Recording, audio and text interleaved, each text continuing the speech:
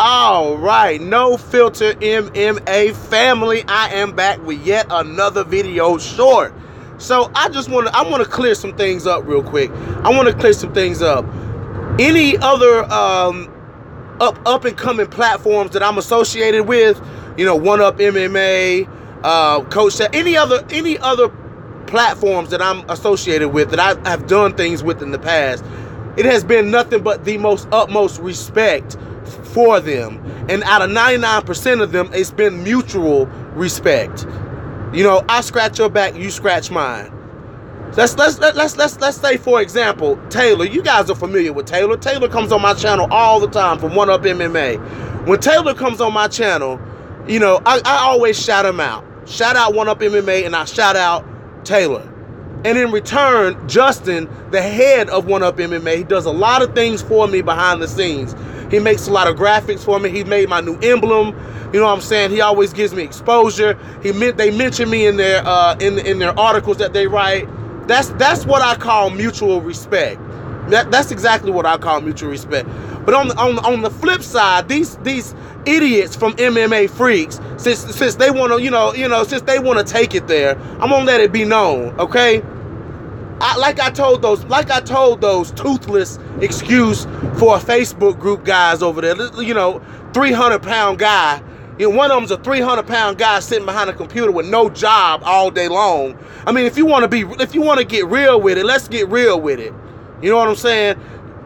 Brandon, you sit behind a computer all day long. You're 300 plus pounds, and you don't do anything. You don't do anything. They kicked you out of the group because they said you needed a break.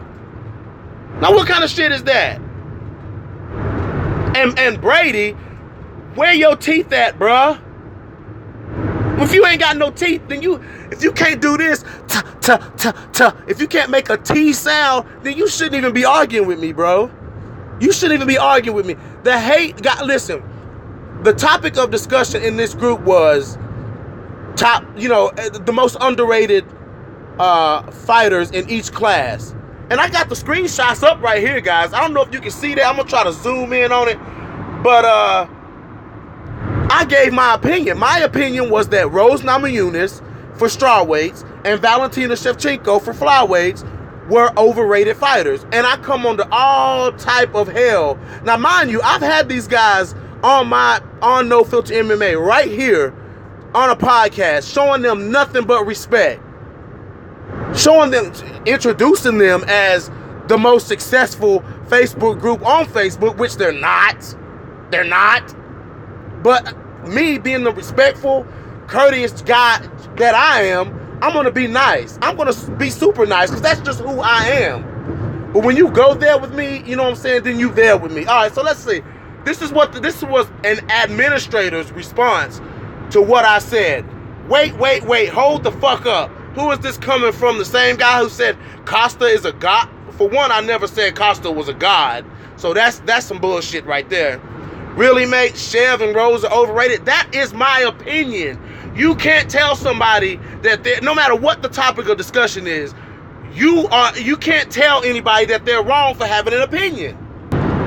If I want to say that Donald Trump is black, then that's my fucking opinion. No matter what the facts is, if I think a certain way, then it's my fucking opinion. Okay. And which Anderson are you talking about? Because if you mean Silva, then you need a history lesson. I wasn't talking about Anderson Silva. I was talking about Megan Anderson is slightly overrated. Okay? I said Megan, and I was talking about Megan Anderson. You genius. Follow the order of the weight classes in which I made the damn list. I went class by class. And then when it got to flyweight, it was men first, then women in those divisions. So if I had just said Frankie Edgar, if I just said Frankie Edgar, because Frankie Edgar was my male featherweight who was slightly overrated, and the next fucking word was Anderson, why would I be talking about Anderson Silva? Is Anderson Silva a featherweight? Anderson Silva is not a featherweight. It was about Megan Anderson. So now all of a sudden I got the creator of MMA Freaks, the ex-admin of MMA Freaks, and Mr. Sean McDonald coming after me in my inbox. Let me tell you, let me set something straight for y'all. Let me set something straight for y'all ignorant SOBs, okay? Let me set something straight. For one, the success of my channel don't have shit to do with me on my personal Facebook page being a part of MMA Freaks. Yeah, I may post what I'm doing, but I can show you guys the analytics from my channel, and not much of my audience comes from Facebook, from clicks on Facebook. If you had a YouTube channel, you would know those things. You would know that you can look and see where most of your attention comes from, and it damn sure ain't coming from Facebook. Okay? So let me just set that little bar straight real quick. And that's none of my success. None of the success of my channel has anything to do with me being a part of y'all group or posting anything in y'all group. So don't get it twisted thinking that that I am dependent on your channel for success, depending on your being a part of your Facebook group for success of my channel, because it's not. I'm not, and I never have. So don't get it. I'm a part of many Facebook groups, MMA groups. Okay, so no, I'm not depending on any Facebook. No, I grind, okay? I'm out here reaching out to these fighters. I'm out here putting this content out every single day that I can, because I have to work. Some of us have jobs and we have to work. We don't have time to do this all the time. But I try to do it as much as I can. And as far as what I know, the people who watch my channel, you know what I'm saying? The people who watch my channel, they're pretty satisfied with what I do. Okay? Okay, so let's get it straight. The success of my channel don't have nothing to do with MMA Freaks. Just so you know, that's the name of the group, MMA Freaks. Okay, so let's just get that shit straight, first of all. And second of all, I should have known the threats were gonna come. Here come the threats. Mr. Sean McDonald's in my wait a minute, No Filter MMA. Just pause for 1 second. I'm gonna show you where this guy said that he was gonna come to my house.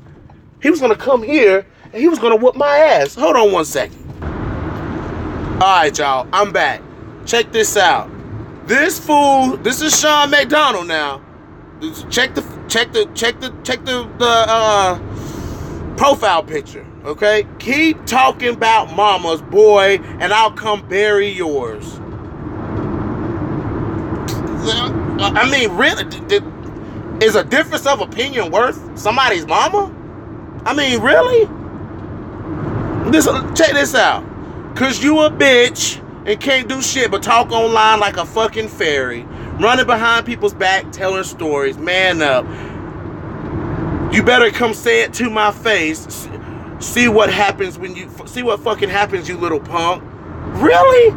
Really, MMA Freaks? Is this how you conduct yourself? Is this how you guys really conduct? You know, I really should have listened to the people. I really should have listened to the people who told me, you know what, you really shouldn't do business with those guys. You shouldn't have those guys on your channel, because those guys are nothing but trouble. I should have listened to the people who told me that.